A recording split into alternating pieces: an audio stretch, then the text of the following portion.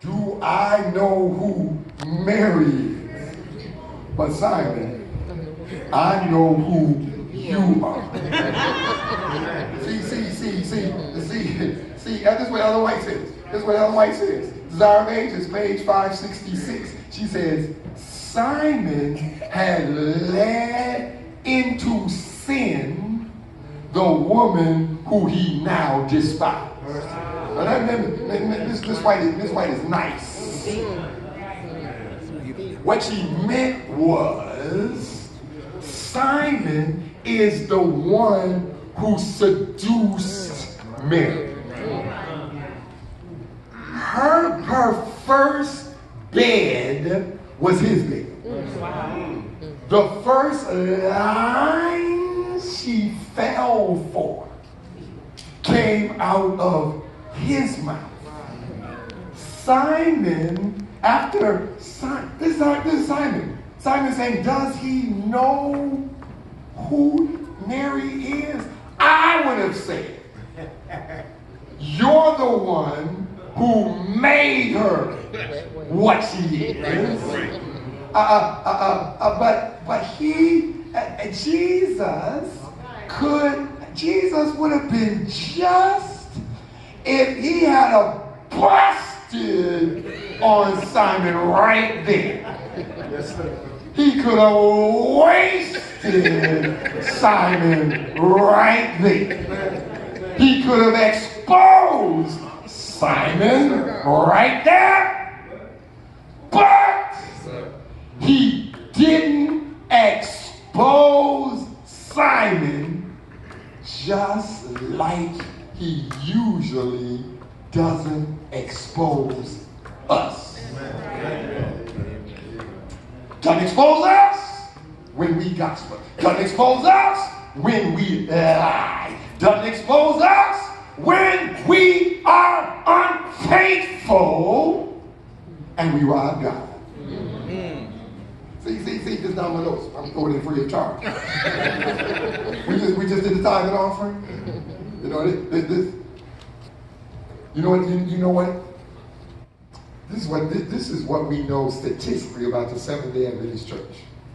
Less than half of y'all are faithful. Now, no, that'd be bad enough if I said less than half of the world is faithful. Or if I said less than half of the worldly churches, but less than half of us are faithful. Which means this church is about evenly divided up. If you are strict, and I know your church is not like this. I know your church is better than everybody else. But if your church is like everybody else, all the people on one side of the church statistically are not even all, less than half of the people on one side of the church, and the rest of the people are unfaithful. And here's the bad part. We do two things. It's one thing to be unfaithful. It's another thing to lie about it and pretend that you are. And this is what y'all do. Since nobody checks your W-2, you put a line, you put on the tithe line whatever you want to put on. Yeah. But when you do that, when you claim that your tip is really a tithe, that's a lie.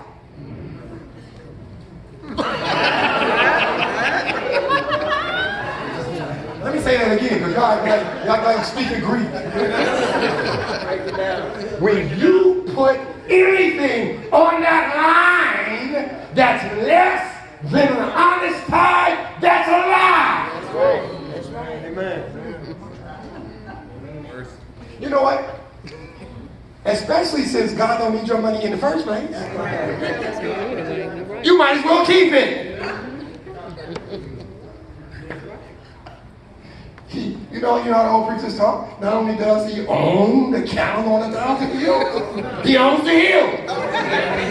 He don't need your money. He only instituted a system so that he can bless you.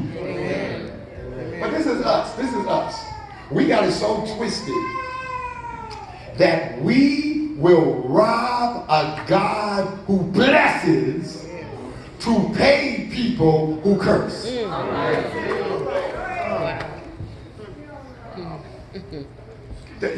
Your landlord or your mortgage company, them brothers are not saying if you're faithful.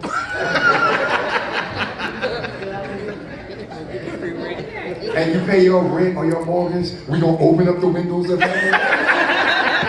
Brothers not saying that. You know what they saying? They saying if you're not faithful, right, we gonna open up the windows, but it's to throw you out. We rob a God who blesses. The deacons were nice enough to pick me up from the airport today, pulled up into the parking lot and saw all those nice cars. You know what I call a lot of those nice cars? I call them hot cars. You know why I call them hot cars? Because you're paying for them with stolen money.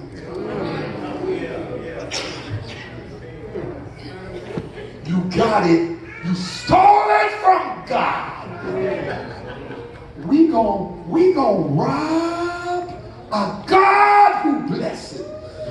And you know, when you got that car, you know you weren't supposed to get that car. You held your breath the whole time that they were checking your credit, because you knew that if they look long enough, you knew that if they look hard enough, not only would they not give you the money to pay for that car, but they take back the one you got.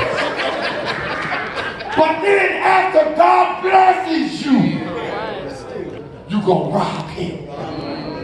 And then you gonna lie about it. Say, we give thee black.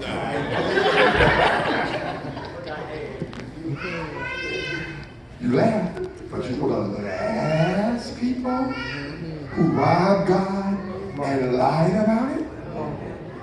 Anybody ever hear of Ananias and Sapphira? You want to read what it says in a Message Bible. So what he said to Ananias after she came in there, her husband, they had already taken her husband. Sapphira repeated the same lie. Husbands, read it in Message Bible. You know what it says there? Peter said, "We just took your husband out of here, and you're next." He said, somebody glad that God is merciful. And because if you weren't, there'd be dead bodies up in here every week. Because we will rob a God who blesses. But is there anybody glad? I need somebody to start praying for me. Anybody glad that despite that, God doesn't expose us? Amen. But instead, he just loves us. And it's that love. I'm closing. It's that love.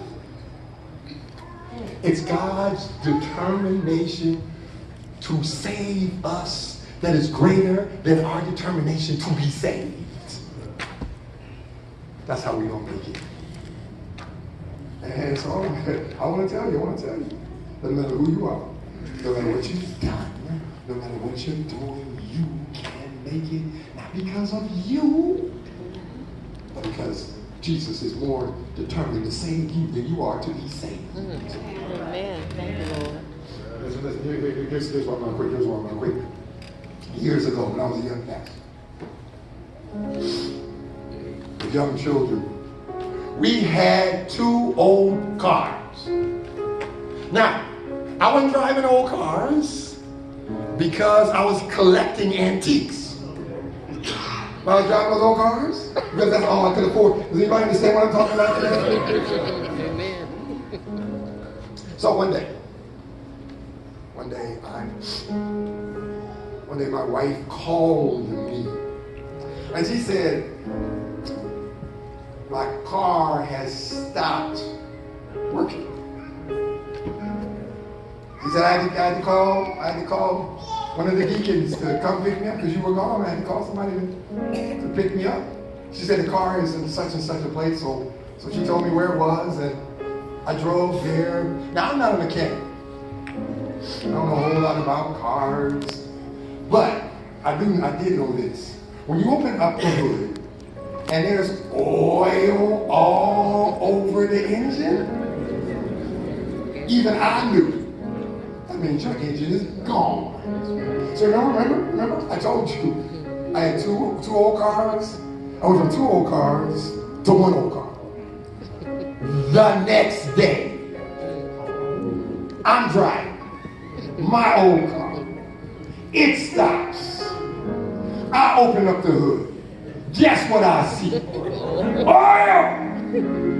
All over the engine. So now, I go from 2 old cars to 1 old car to no old cars. My son RJ was 2 in those days. So he had one of those little plastic cars that you pedal with your feet. You know, and he's running all into things, crashing all into things. I said, you need to tell RJ to kind of chill. I said, leave him alone. He got the only car in his family that works.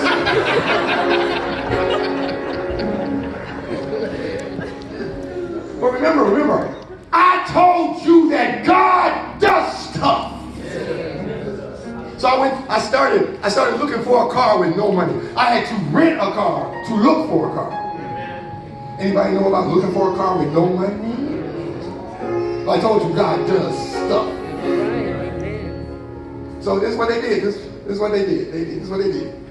They said, Elder Edmonds, we found a car. They said, Elder Edmonds, do you have any money? No. You got a car you want to trade? I didn't want to lie. So I said, now, if there was nothing wrong with my car, I wouldn't be here. They said, oh, that's all right, Pastor Edmonds, we know what we're doing. No. It wasn't what they were doing. It was what God was doing. You know what they did? They gave me almost, Sister Duke, they gave me almost $3,000 for a car that they hadn't seen and that didn't run. I told you God does stuff. But wait. I got one more problem. I got to get the car from my house to the dealership. Now I know that it's really not cool to have the car towed.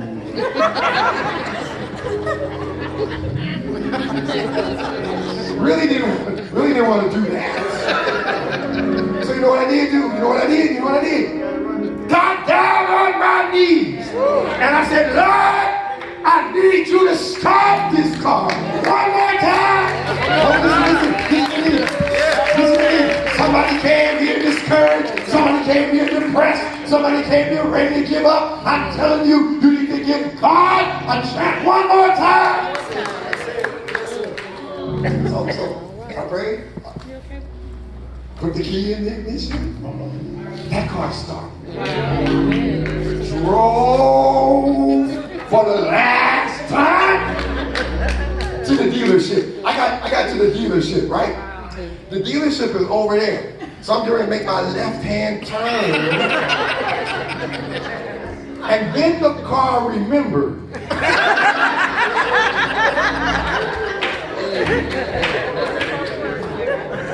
I'm not supposed to be running. But fortunately, I had just enough momentum. That car rolled into the dealership. Now y'all laugh. But guess what? It made it! Oh, you know what I'm saying? It just barely made it, but it made it! Had a whole lot wrong with it, but it made it! It creaked and squeaked and it bent, but it made it! Oh, what I'm trying to tell you is that old car sounds a whole lot like the church. Got a whole lot wrong with it. But if you stay in it, it's gonna make it. Oh yeah, it's got racists and sexists and nepotists and a whole bunch of other is. But because it's got Christ, it's gonna make it. It's gonna creak, squeak, creak. But if you just hold on, it will make it. So the question isn't whether God's church is going to make it. The question is, are you going to make it? Amen. You'll be like Simon, who thought that his public righteousness hid his private dirt. Or you're going to be like Mary Magdalene, who realized that because I messed up, I got to get to Jesus. I'm not going to let what people say, what people do, what people think. I got to get to Jesus. Your heads are bowed, your eyes are closed. Somebody here has got to get to Jesus.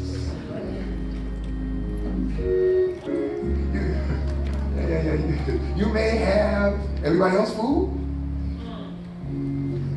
but you know that your story, you got to get to Jesus. You may even be a Christian, but you realize that there are things in God's word that he's telling you to do that right now you're not. You got to get to Jesus. There may be somebody who's made choices that have allowed them to wander far away from God. But today you've got to get to Jesus.